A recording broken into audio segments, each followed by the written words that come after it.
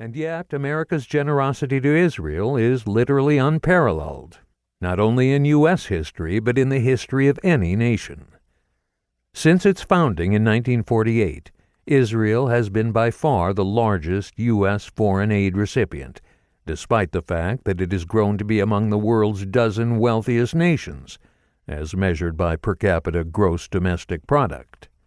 What's more, Israel receives this aid, as policy scholars Amnon Kavari and Elon Nair have put it, earlier than other countries, with fewer limitations on how to use the funds and minimal bureaucratic oversight, essentially unaudited allocation, and is one of the very few countries that benefit from laws permitting tax deductions for contributions to foreign charities. Since 1997, the United States has had a law that demands it vet the human rights records of all military units in any nation that enjoys U.S. aid. Alas, according to a 2021 study published by the Carnegie Endowment for International Peace, Israel is the only country in the world for which the United States does not have tracking mechanisms to determine which weapons go to which military unit, and hence is free to ignore this requirement. U.S. law ensures that Israel receives sufficient military support to maintain a qualitative military edge over any and all combinations of its potential adversaries. Israel is invited by law to receive preferential treatment as a bidder on U.S. defense contracts, and is often given surplus U.S. equipment at minimal, if any, cost.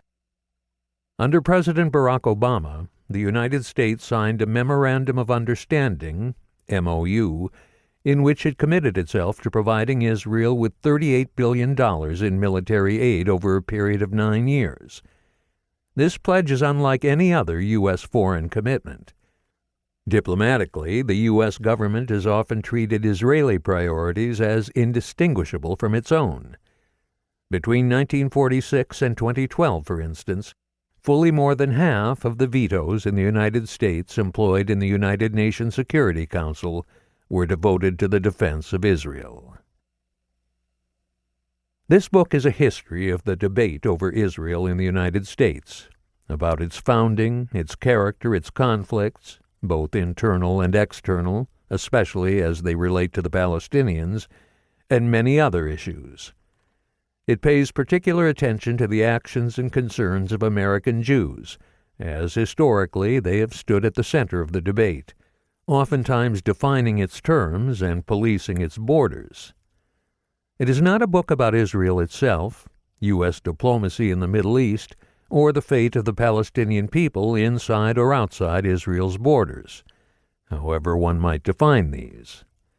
My shelves are already groaning from books on those topics, and, as I hope to make clear in the coming chapters, actual events in and around Israel and the arguments that Americans have about them are birds of decidedly different feathers.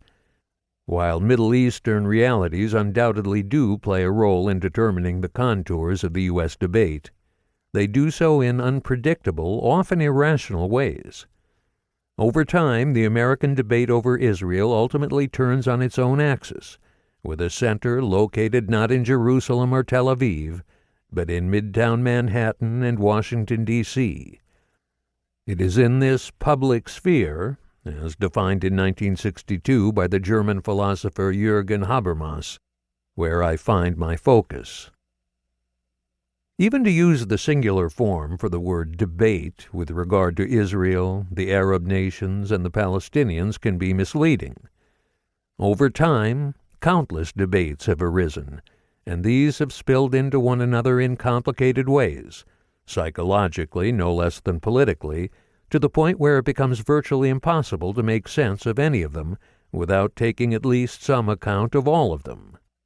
And as an Israeli policy analyst, Kalev Ben-Dor, observed in 2021, all essays, books, and documentaries about the Israeli-Palestinian conflict or peace process will inevitably be criticized for perceived bias. Do they give too much or too little attention to any number of factors? Objectivity and comprehensiveness are words that have no meaning in a conflict such as this one, where views are held intensely.